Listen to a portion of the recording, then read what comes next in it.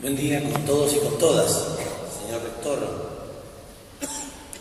Didac Ramírez, es un verdadero placer estar aquí. Es un honor para nosotros estar en este Parlamento, en este edificio con tanto contenido y sentido histórico.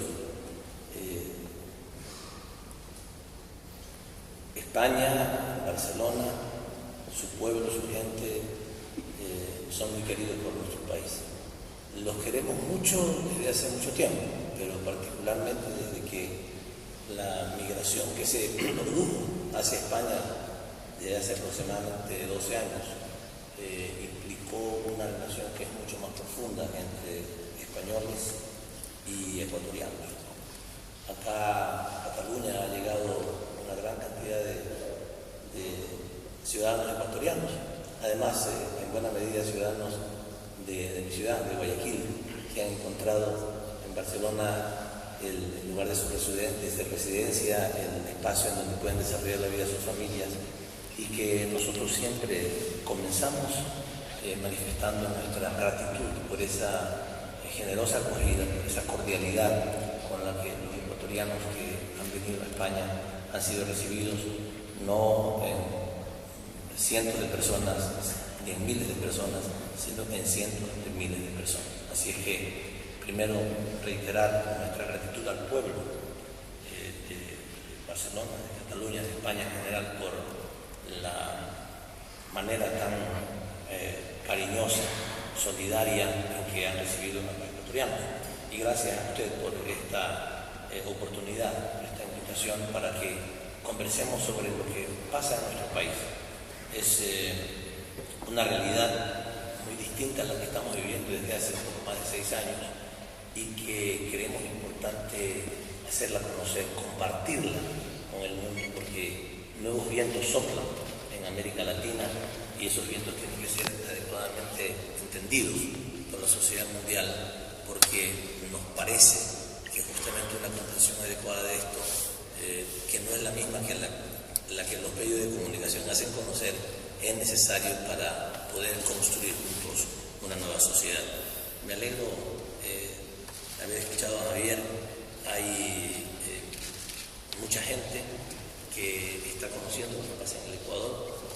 Nosotros decidimos hace algunos años, y justamente con la iniciativa de una ciudadana italiana que trabaja en la Cancillería, realizar nuestros cursos de verano. Una escuela de verano que inició siendo escuela de verano y después se convirtió en una escuela permanente, que lo que hace justamente es invitar a ciudadanos del mundo para que a través de diferentes vías y accesos conozcan la realidad del Ecuador. No van y toman unas cuantas charlas, sino que se quedan un mes entero compartiendo en nuestro país y lo conocen en lo que se puede en un mes en Ecuador, que es un país muy pequeño, territorialmente hablando, pero que tienen la oportunidad de conocer qué es lo que va pasando en el Ecuador en estos tiempos. Así que gracias además a ustedes por constituir la red de amigos de la Revolución Ciudadana. Necesitamos amigos en el mundo, porque hacer una revolución en un país no es fácil, pero más difícil es todavía en el interior, pero más difícil es todavía cuando existen presiones internacionales tan peligrosas, no solamente fuertes, sino peligrosas, a las que hay que enfrentar. Hacer una revolución, que en el caso nuestro decimos que sea en paz y en democracia, porque las condiciones lo permitían. La revolución nicaragüense no fue posible hacerla así. Había que hacerla a través de otros medios, pero en el Ecuador afortunadamente hemos podido comenzar a construir una nueva sociedad en paz y en democracia. Usted ha sido muy generoso, y el rector, al decir estas palabras, voy a casi ponerlo textualmente. Hay un nuevo marco de relaciones con el Fondo Monetario Internacional y el Banco Mundial. Realmente no es que hay un nuevo marco de relaciones. Les dijimos que se vayan de nuestro país porque no queríamos tenerlos en el Ecuador. El Fondo Monetario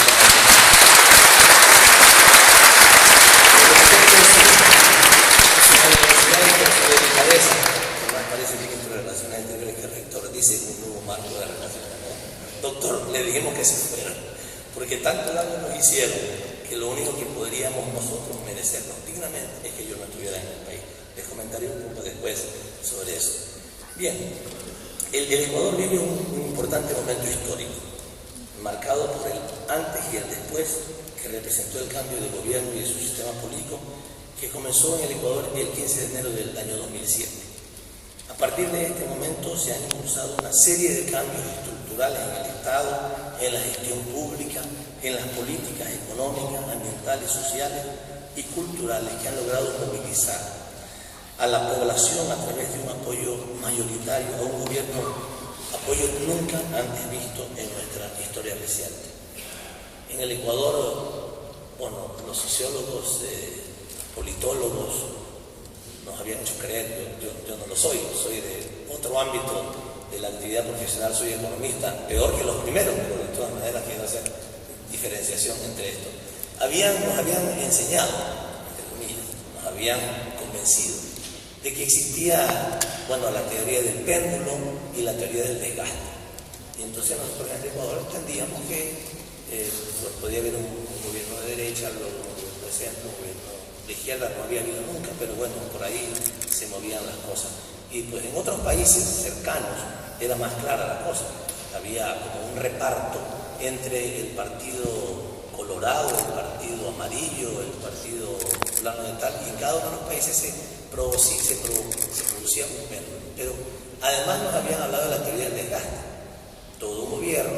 A todo gobierno le corresponde desgastarse, y en el gobierno ecuatoriano, cuyo régimen establece un periodo de 4 años, lo que se decía, se le recomendaba a los gobiernos: hagan lo que tienen que hacer pronto, porque obligatoriamente el desgaste tiene que llegar en los 4 años, ya al segundo o tercer año.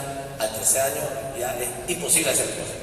Los gobiernos están tan desgastados que simplemente ya lo que hay que hacer es comenzar a preparar la retirada.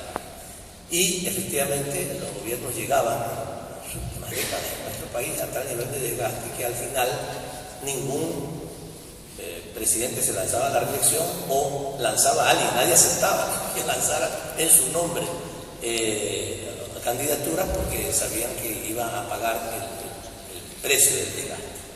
En el Ecuador esto ha sido, digamos, ha sido apabullada esa tesis del desgaste, y se ha logrado un hecho inédito, una realidad inédita.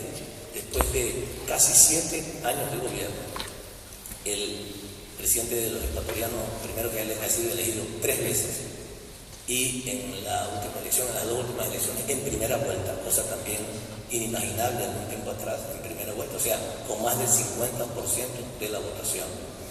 Y ahora, después de casi 7 años de gobierno, después de que los 3 gobiernos anteriores fueron derrocados por el pueblo, también por movilizaciones pacíficas, afortunadamente, fueron votados por la población. En este caso, el presidente Correa, en este momento, tiene un nivel de aceptación de la gestión de gobierno del 84% de los ciudadanos, después de casi 7 años de gobierno. Esto es realmente increíble imaginarlo siquiera algún tiempo atrás en el Ecuador, y esto corresponde a algunas cosas fundamentales. Una, a la cercanía. Esto lo comenta permanentemente el presidente, es un decir de la presidenta Cristina Fernández de Kirchner de Argentina, de que ahora en América Latina cada vez los presidentes se parecen más a sus pueblos. La cercanía que se ha logrado en el gobierno del Ecuador con la población es un factor fundamental en la explicación de esta aceptación de la sociedad. Pero por supuesto puede haber mucha cercanía, pero si hay un disparate de las políticas económicas y las políticas públicas en general, entre ellas las económicas, están mal definidas, mal articuladas, mal gestionadas, puede ser que haya mucha cercanía, como la hay entre el gobierno y su pueblo, y las cosas no funcionarán bien. Sin embargo, esa definición de las políticas públicas que ponen al ser humano por encima del capital, ponen a la sociedad por encima de los mercados y ponen a los derechos humanos por encima de la rentabilidad de las empresas, nos nos ha permitido, y por otro lado la recuperación del rol del Estado, que ha sido muy importante en nuestro país, nos ha permitido construir y reconstruyendo la sociedad y el Estado, de tal manera que ahora las condiciones de vida de los ciudadanos en Ecuador han cambiado radicalmente para bien. Yo quiero señalar que en esta presentación voy a dividirla en dos grandes bloques. Uno, lo que está sucediendo en el Ecuador, y otro, lo que tiene que ver con la política internacional en nuestro país. Ecuador marcó un verdadero hito, comprendió que para invertir en el mejoramiento de la calidad de vida de la población, eliminar la pobreza y promover el desarrollo, era indispensable una política económica soberana, libre de tutelajes y de condicionamientos externos que tanto daño habían causado al país. Marcó así un hito en la historia de las relaciones económicas internacionales al impedir desde el 15 de enero del año 2007 que instituciones financieras como el Banco Mundial y el Fondo Monetario Internacional dictaran, como lo hacían antes, las políticas públicas de un nuevo Ecuador soberano. Quiero aquí hacer referencia a una anécdota. Cuando no comenzaba todavía el gobierno, el 15 de enero del año 2007, el presidente Correa, ya electo, anunció que yo asumiría el cargo de ministro de Economía y Finanzas. No había todavía iniciado las funciones, y en los primeros días del mes de enero del 2007, representantes del Fondo Monetario Internacional pidieron una entrevista conmigo. Les dije, señores, ¿por qué van a entrevistarse conmigo? Porque usted va a ser el próximo ministro de Economía y Finanzas, pero todavía no lo soy. Pero ya sabemos que va a ser. El presidente lo ha anunciado, pero a lo mejor se arrepiente el presidente el 14 de enero. No me hagan hacer una entrevista con ustedes. No, por favor, es una entrevista privada, estamos muy interesados. Ya saben cuánto el Fondo Monetario Internacional quiere apoyar al país, está dispuesto a apoyar al nuevo gobierno. Bueno, tanto molestaron que finalmente les conseguí una entrevista informal. En la conversación, y será breve, y esto tiene que ver con sus palabras, señor rector, me dijeron: queremos que sepan que el Fondo Monetario Internacional está haciendo un esfuerzo para apoyar al gobierno en cualquier necesidad que tenga. Nosotros conocíamos muy bien la experiencia del Fondo Monetario en nuestro país, conocíamos la experiencia de las cartas de intención que habían afectado de manera considerable, realmente habían depredado la economía ecuatoriana y las condiciones de vida de la población. Entre otras cosas, quiero contarles brevemente lo que había pasado como un antecedente de esta conversación. En el Ecuador se había creado por exigencia del Fondo Monetario Internacional. Aclaro esto. Había exigencia del Fondo Monetario Internacional, pero los gobiernos podían haber hecho otra cosa. O sea, también hubo allí complicidad, ¿verdad? Connivencia de parte de ellos. Pues se había aprobado una ley que se llamaba la Ley de Responsabilidad Fiscal. Siempre le ponen unos nombres hermosos. Ley de Responsabilidad Fiscal, o sea, para que sea responsable el gobierno ecuatoriano, que creaba un fondo que se nutría de los aumentos en el precio del petróleo. El Ecuador es un país que exporta petróleo, un gran productor, solamente producimos 500.000 barriles de petróleo al día, que es muy poco comparado con cualquier otro país de la OPEP, pero para el tamaño de nuestra economía y de nuestra población es un importante componente. Bueno, se había decidido a través de esta ley impuesta por el Fondo Monetario, y le digo impuesta porque nosotros hicimos la auditoría de la deuda y encontramos la carta en donde ellos exigían al Estado ecuatoriano que lo hiciera, y si no lo hacían, lo amenazaban que no iban a darles el apoyo en las renegociaciones de la deuda interna y por tanto lo quebrarían. O sea, estoy hablando de cosas que sabemos a ciencia cierta que fueron presionadas fuertemente por el Fondo Monetario. Ese fondo se nutría con los aumentos del precio del petróleo.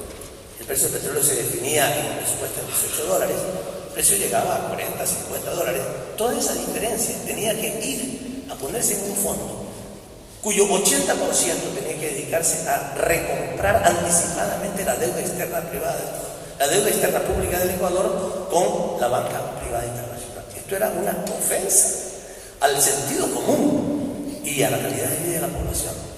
Este fondo de por sí era simplemente injustificable. Pero además de eso, en el gobierno del año 2000, de un ciudadano apellido Novoa, se establece, más allá de lo primero, que para estar seguro de que esto iba a suceder, el Estado ecuatoriano se impide, se autolimita para que crezca el presupuesto general del Estado más allá del 3.5% en cada año en el futuro. O sea, casi, además sin límites, se establece el presupuesto del Estado no puede crecer más del 3.5% en el futuro. No importa si encontramos uranio, si encontramos gas y si recibíamos como el presidente Correa y decir, si Bill Gates nos regalaba de repente 10 millones de dólares, pasara lo que pasara. Imagínense ustedes esta lógica. No podía aumentar el presupuesto general del Estado, ni de cada una de sus dependencias aisladamente, más allá del 3.5%. Esto es, por supuesto, se congelaban los salarios, por supuesto que se deterioraba la calidad de la educación, de la salud, de las vías, que cuando llegamos al gobierno estaban totalmente destruidas, y en la práctica, aunque no se logró, y esto por la lucha de nuestro pueblo, no se logró privatizar prácticamente nada en la época neoliberal, que en otros países sí se lo hizo.